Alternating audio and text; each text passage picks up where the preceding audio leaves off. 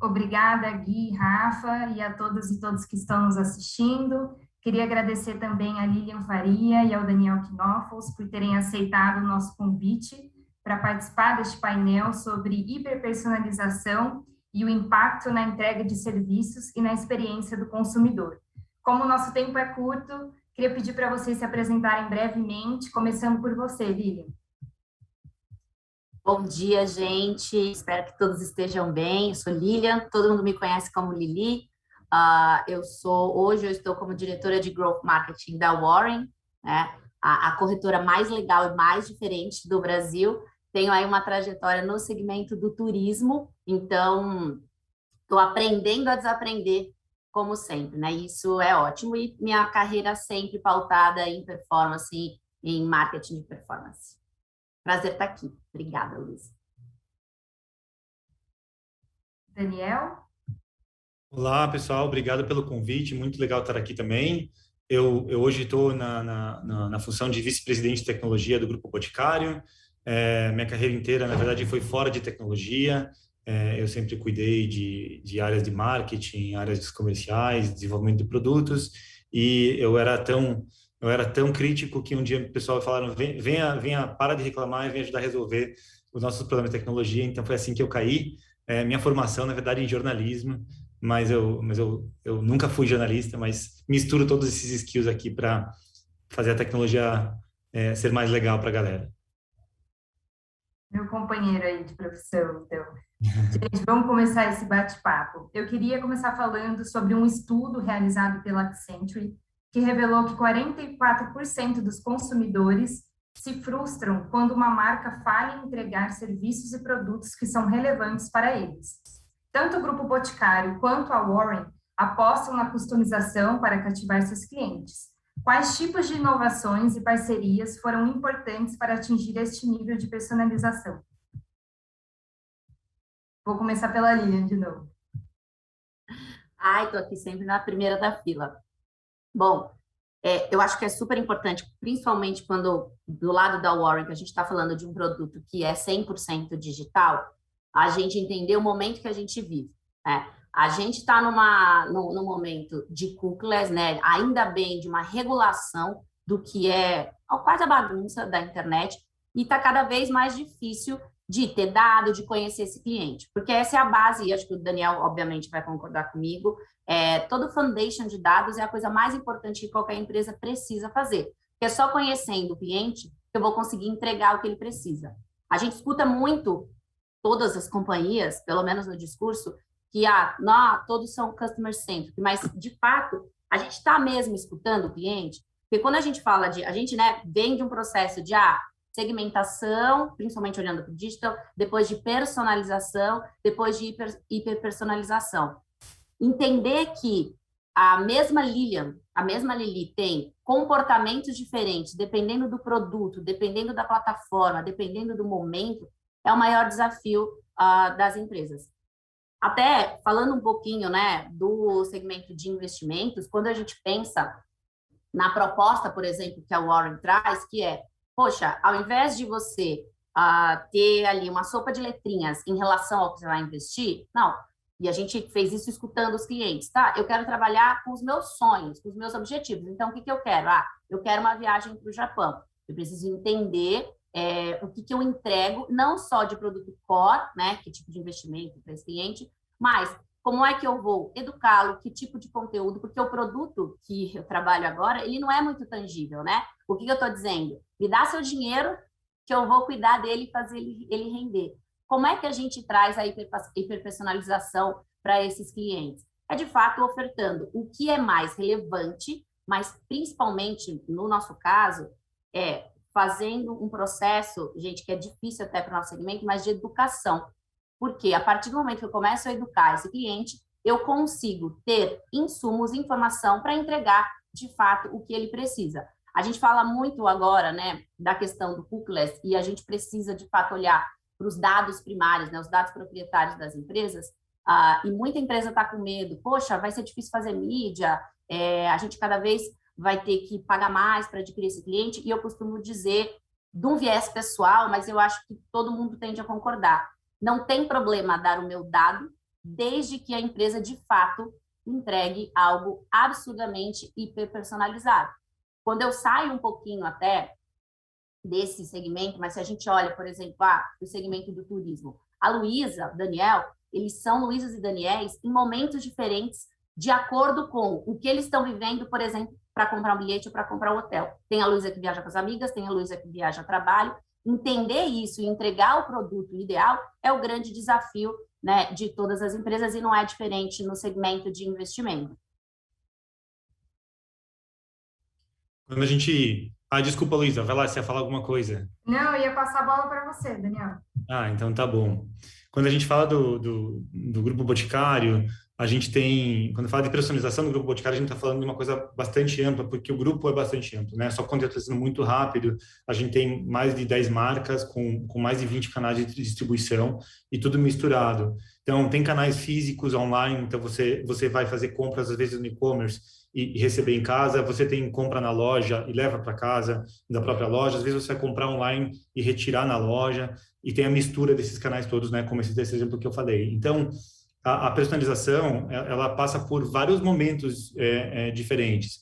Falando um pouco de digital, é a personalização que a gente está bem acostumado a viver, a falar, e que todo mundo busca, mas que é sempre importante estar em evolução.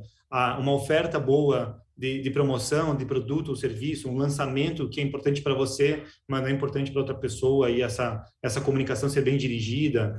Quando a gente fala do canal de revendas, né, de venda direta, como garantir que o cliente, que o consumidor final, não fique sobrecarregado com excesso de comunicação, já que está passando por um terceiro. Então, a personalização passa por oferta de produtos, oferta de serviços, escolha da comunicação que a gente vai fazer, e até o contrário, né? Até o não falar com a pessoa, se aquilo for a necessidade dela na personalização.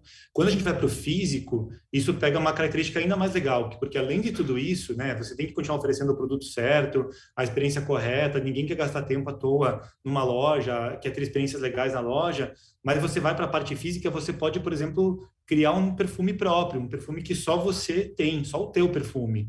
Você pode criar uma maquiagem só tua. Você pode combinar aromas, combinar cores e combinar outras coisas. Então, a gente está começando a levar isso ainda em lojas experimentais, né? Lojas que a gente tem de conceito, são mais conceituais, mas já existe a possibilidade de você fazer esse tipo de experiência de personalização nas lojas. E aí, respondendo a tua pergunta, para fazer esse tipo de personalização, seja de logística, seja de produtos, seja da experiência digital, eu acredito muito que você tem que ter um core muito forte na tua empresa, em casa, você tem que ter capacidade de entender de dados, como a gente já falou aqui, né, como a Lili falou, e ter a tecnologia, desenvolver essa tecnologia, mas você precisa também fazer boas parcerias com empresas que estão trazendo essa evolução tecnológica, né? Aqui está cheio de startup assistindo a gente e a gente não quer... A gente, quando a gente busca fora, o core a gente vai continuar fazendo em casa. A gente precisa ter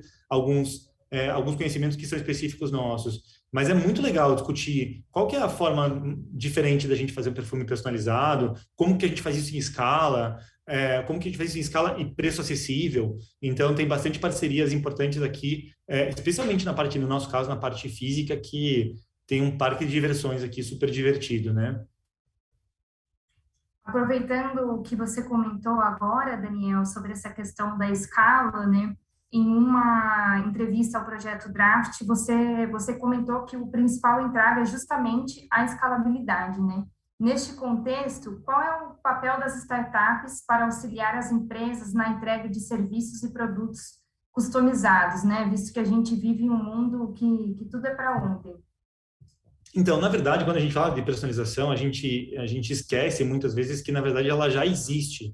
Só que ela hoje, quando a gente fala especialmente de produtos físicos, ela é artesanal, né? Já existe, é possível você fazer a sua própria fragrância, é possível você combinar perfumes, é possível você pegar, para ser no meu setor, você personalizar tênis. Existem lojas de luxo que fazem isso. Tudo isso acontece, mas de um jeito tão artesanal, que é muito legal, inclusive, eu acho artesanal nunca vai morrer, ao contrário, ele tem um valor porque tem um artista, tem uma questão ali daquele tempo despendido, da experiência que você está vivendo. Mas o artesanal não é escalável. E quando não é escalável, porque você precisa de gente o tempo todo para fazer isso. E isso tem um custo muito alto, né? Quando não é escalável, o custo fica muito alto porque fica dependendo daquele momento, daquele artesão, daquele artista, daquela personalização, ou você coloca em risco algumas coisas que a gente não pode colocar, por exemplo, qualidade do produto. Você tem uma parte que não é personalizável, que é a entrega de valor, de qualidade do produto. Essa tem que ser padrão, né? Ninguém quer comprar um perfume com um cheiro bom, com uma fragrância legal, mas que não dura, ou que pode fazer um creme que possa afetar a sua saúde. Então, tem uma parte que não é personalizável, né? Ou não tem que ser. Então, as startups podem ajudar muito a trazer esse artesão para a escala industrial, porque ninguém, quando quer personalização, também quer só fazer uma combinação de 2 ou 3 coisas. Isso não é o que as pessoas esperam, né? Isso já é possível fazer em várias frentes. Então, onde as startups podem atuar? A chegar nessa equação entre a escala industrial e o artesanal e tentar fazer uma mistura desses 2 mundos. É um desafio que eu adoraria que todo mundo que está aqui com a gente nos procurasse nos próximos meses com algumas propostas, algumas soluções, porque a gente está buscando, e claro que existem no mercado, mas tem um mundo para ser descoberto, especialmente nos bens de consumo, que eu acho que ainda, como são materiais, né, são tangíveis, não são digitais, eles ainda não chegaram nesse mesmo nível que, obviamente, soluções digitais chegaram. Com certeza. E aí, assim, como vocês dois já comentaram, né, em produtos digitais, aí até a gente pode citar o Spotify, a Amazon, a Netflix, a hiperpersonalização, ela é mais fácil, né, de ser percebida. E aí, Lili, na sua opinião, qual mercado ainda está atrás no que diz respeito a essa customização e quais novos negócios podem surgir com o aumento da demanda por experiências customizadas? Difícil, né, falar sobre os outros mercados, mas eu acho que, na verdade, a grande maioria, tirando essas empresas que você citou, né, eu costumava brincar com o meu time e falar assim, gente, as empresas estado da arte, né, em termos de personalização. E ainda assim, quem aqui tem Amazon Prime sabe que o Amazon Prime não é lá essas coisas em termos de personalização ainda, né? Então, eu acho difícil, sabe, Luísa? Eu acho que nenhuma empresa está no estado da arte, até porque o cliente muda a todo momento. Spotify, Netflix fazem com muita excelência.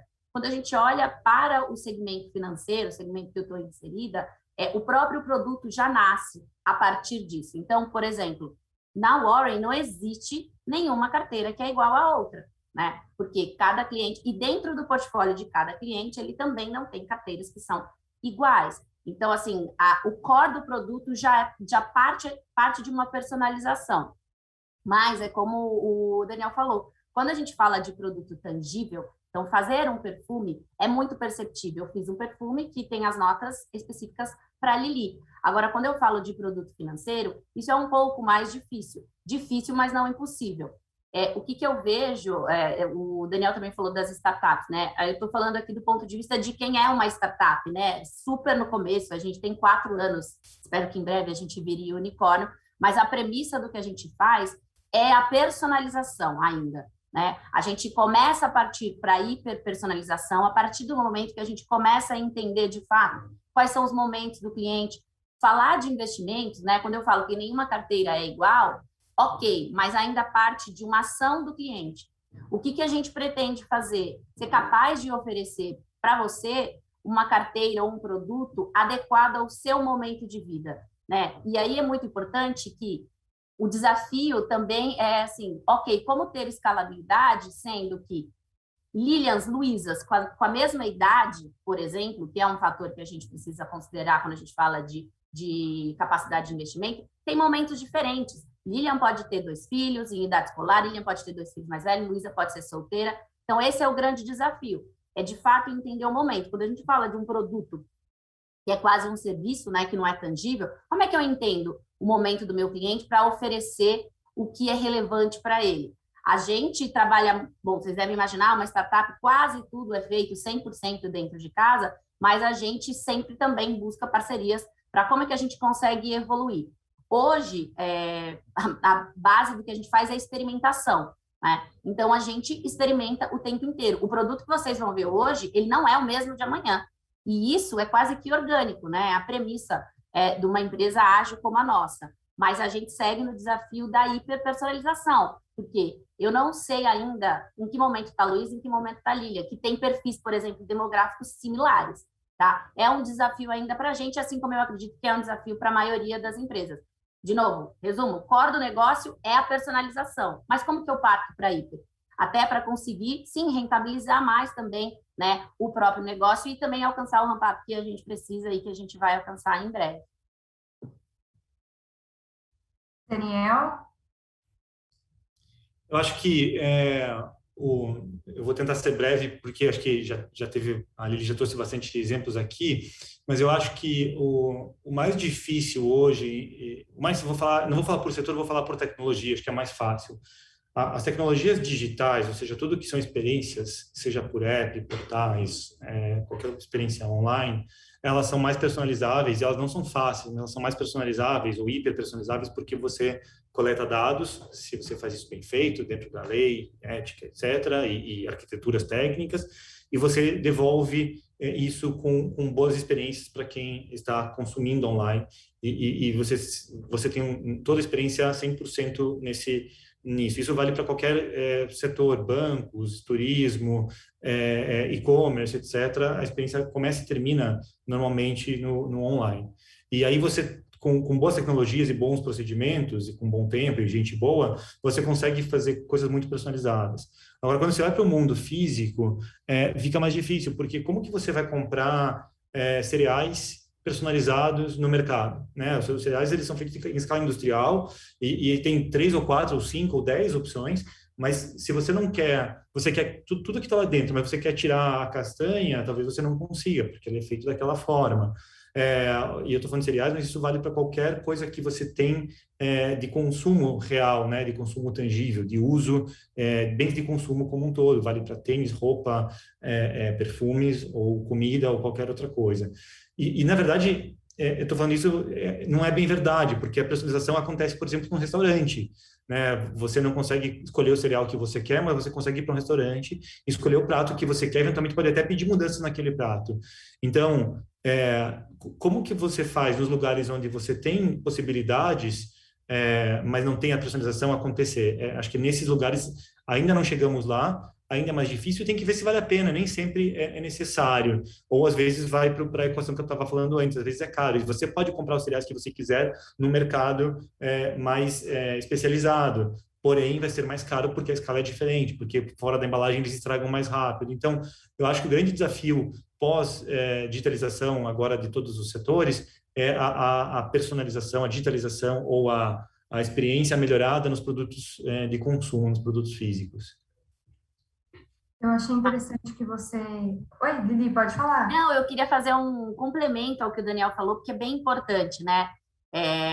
Eu estou aqui do lado, até mesmo do meu background, de uma experiência que é full digital, mas no fim do dia, a hiperpersonalização mesmo ainda vem do humano, né? Então, mesmo no caso da gente, né, da Warren, que é uma startup, uma corretora de investimentos super personalizável, numa plataforma super seamless, ainda temos, sim, um volume muito grande de pessoas que querem ligar ou que querem se encontrar com um consultor para entender o que ela precisa. E quando a gente fala de investimentos, né, isso é fundamental. Então, a pessoa não vai colocar X mil dinheirinhos num lugar, mesmo que seja num banco super reconhecido, etc., sem um contato humano, muitas vezes. Né? E esse contato humano é o único ainda, gente, que entrega 100% de personalização. Então, o consultor vai desenhar o planejamento financeiro daquela família, daquela pessoa, né? Eu acho super importante a gente pensar nisso, porque a gente fala muito de digital, né? Acho legal essas invenções de palavras, mas é muito verdade, porque o digital, ele entrega, e ele entrega muito, mas muitas vezes, principalmente, ou quando a gente está nos exemplos que o Daniel deu, e mesmo num exemplo como o meu, assim, você vai precisar de ter o humano, e a capacidade de entregar hiper blaster personalização ainda é do humano. E olha quem está falando isso, é a pessoa que é do digital desde 18 anos de idade, sabe, gente? Porque é verdade. Sim, com certeza. Achei interessante um comentário que o Daniel fez, que as pessoas topam muitas vezes pagar a mais por um produto que seja totalmente personalizado, né? Mas o que eu achei curioso também é que uma pesquisa feita pela consultoria Deloitte demonstrou que 42% dos consumidores que estão interessados em produtos e serviços customizados, eles preferem marcas que ofereçam uma variedade de escolhas, né? E aí talvez a gente possa até estar falando do restaurante que tem um cardápio, esse cardápio variado, que às vezes você pode misturar coisas, né? O que isso diz sobre o comportamento dos consumidores e sobre as estratégias que as empresas devem adotar? A hiperpersonalização, ela é a melhor alternativa para todos os casos e setores? Aí eu deixo aberto aí para quem quiser falar primeiro. Eu vou começando aqui. Eu acho que não. Eu acho que aquilo que eu estava falando, sim. Sempre a gente vai querer uma coisa mais própria, mais personalizada. Sempre que possível, eu acho que é legal. Mas tem coisas que são, como eu estava falando, que são padrão e que é melhor para todos nós estarmos na média. Então, vou pegar, por exemplo, pré-requisitos de saúde. E até é fácil de contradizer o que eu vou falar, mas uma vacina agora recém-desenvolvida que a gente está tomando. É melhor para todos nós saber que essa vacina é uma vacina que foi pesquisada em muita gente, que ela foi testada em muita gente, que ela funciona para muita gente, do que uma vacina hiperpersonalizada, digamos assim. Por quer Porque você quer ter certeza que ela tem um efeito coletivo e que você quer ter certeza que ela é segura. E para ser segura depende de estatística. Então, padrões de qualidade, quando influenciam saúde, quando influenciam outros temas que são fundamentais do ser humano, das sociedades, precisam ser de alguma forma padronizados. Então, isso é bom, isso não é ruim. Ah, mas eu posso ter um remédio, existe, né? Um remédio manipulado, hiperpersonalizado com a quantidade que eu preciso. Não tem problema, isso é uma evolução disso. Mas esses componentes vêm de padrões testados em médias, né? Em estatísticas medianas, são evolução. Então, eu não acho que tem que colocar em oposição um ao outro, eu acho e não tem que ficar buscando, eu acho que qualquer coisa que é da moda, quando levada para o extremo, ela vai fazer com que a gente cometa um caminho errado para os negócios e para as nossas entregas. Então, eu acho que é importante você entender de verdade aonde que faz sentido, onde que o consumidor ganha valor de verdade por ter essa personalização, onde o cliente, não só o consumidor, e se aí tem valor de verdade, ele vai pagar mais, e não porque tem que ser mais caro, mas porque aí sim tem fit com aquilo que ele precisa. Então, não é porque a escala é menor que tem que ser mais cara, porque realmente é bom para a pessoa e ela tem uma coisa específica para ela e ela abre mão de consumir outras coisas e entrega mais valor. Então, eu acho que deveríamos buscar isso, mas sempre entendendo não a tecnologia que eu vou entregar, não a personalização que eu quero fazer por si, e sim o porquê que eu estou fazendo isso, qual o problema que eu estou resolvendo. E se o problema for resolvido com uma commodity, e entrega a commodity e busca outros problemas para resolver. Pegando o gancho do Daniel, é muito isso que ele falou, né? Antes de pensar no produto que eu vou entregar hiper personalizado, eu acho até que é mais importante conseguir ser preditivo em relação à necessidade, né, desse cliente. E para mim esse é o maior desafio de todos. A gente está numa tragédia mundial, que é a pandemia, tal. As pessoas não querem ter necessariamente que pensar para tomar certas decisões. Então, até um pouquinho antes de falar, né, da entrega da hiper, primeiro eu preciso entender o que esse cliente quer. Talvez alguma coisa que seja comoditizada atinja, né, a necessidade desse cliente. O mais importante, e que eu vejo como um desafio gigantesco, é como é que eu consigo ser preditivo para saber o que a Luísa quer antes mesmo da Luísa saber que ela quer e que ela vai precisar disso. Porque essa é assim, a grande questão quando a gente fala em todos os segmentos, né? Na maioria dos segmentos. Muitos produtos e serviços surgiram dessa forma, né, Lili? E acho que eu vou partir para a nossa última pergunta, que o tempo está acabando. A gente falou aqui sobre a importância do uso de tecnologias, né? E a gente pode citar algumas: inteligência artificial, a inteligência de dados, que facilitam essa criação de produtos personalizados. Mas, por outro lado, esse tema ele também abre espaço para uma discussão ética, que também foi citado aqui, né, brevemente. Neste sentido, eu queria saber se existe um limite entre uma hiperpersonalização e a invasão de privacidade. Eu vou começar, porque o Daniel tem até muito mais propriedade para falar disso, mas claro que existe um limite. E, para mim, né, o limite é o limite que o próprio cliente dá. Eu volto no que a gente falou um pouquinho no começo, né? Que bom que a internet, o digital começa a ser regulado, que bom que a gente tem LGPD, mas a gente já tem diversos estudos, inclusive nas empresas que eu passei, não estudos, dado real, que é a partir do momento que eu digo o que eu vou fazer com o dado, que o cliente percebe, falando de dados, o valor daquilo, tudo bem para ele, eu saber o que ele está fazendo, eu meio que seguir ele na internet, desde que ele confie na empresa, desde que ele confie no produto. Qualquer coisa para além disso, para mim, não deveria ser feita, né? Eu não posso, a invasão do cliente, do momento, faz com que a gente perca cliente, que a gente perca, gente, me fugiu a palavra, não é prestígio, é credibilidade, que a gente perca a credibilidade.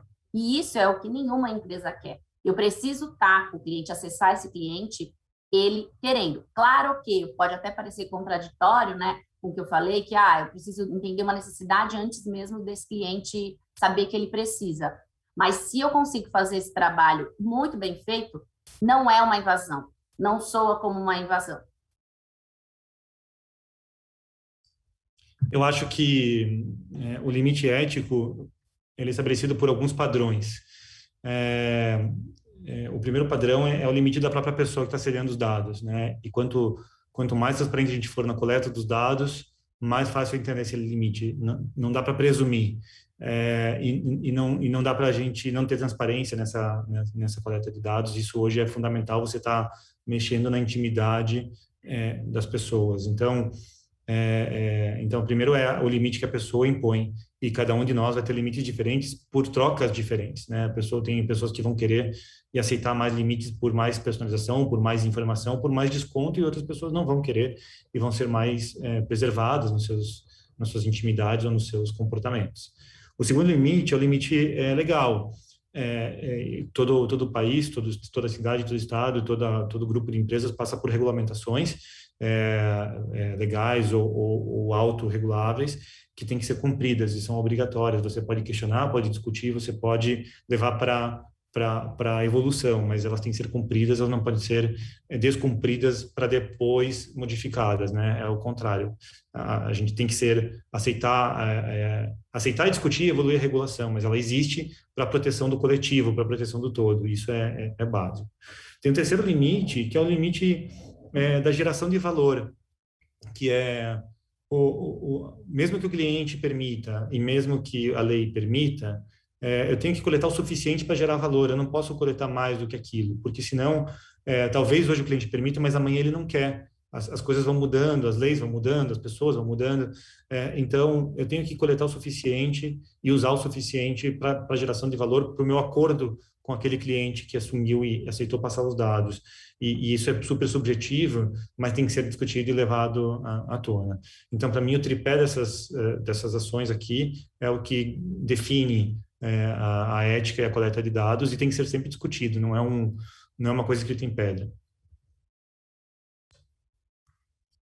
Lili, Daniel, muito obrigada pelo tempo de vocês. Se pudesse, ficaria falando aqui por horas. Foi um momento de muito aprendizado, então agradeço demais a participação de vocês. Para você que está nos assistindo, vai aparecer uma pesquisa agora na sua tela. Se você puder, por favor, nos conte o que você achou deste painel e da nossa conversa. Obrigada, Daniel e Lili. Obrigado a vocês. Fica o convite também para todo mundo que nos assiste a se aproximar do Grupo Boticário, as startups, a galera que desenvolve. Estamos com várias oportunidades. Obrigado mesmo. Vamos fazer uma parceria, Daniel. Muito obrigada, gente. Gente, continuem conosco, porque a programação está demais. Liga Open Innovation Summit, inovação com resultados reais. Boa. Falar para a Lilian, né? Não é à toa que a hashtag geração de oportunidades aqui, né? Ou geração de negócios estavam nos primeiros lugares da nossa nuvem de palavras. Tá muito, muito bem colocado. Vamos explorar aí, quem sabe não sai um projeto legal entre a Warren e o Boticário, o Grupo Boticário.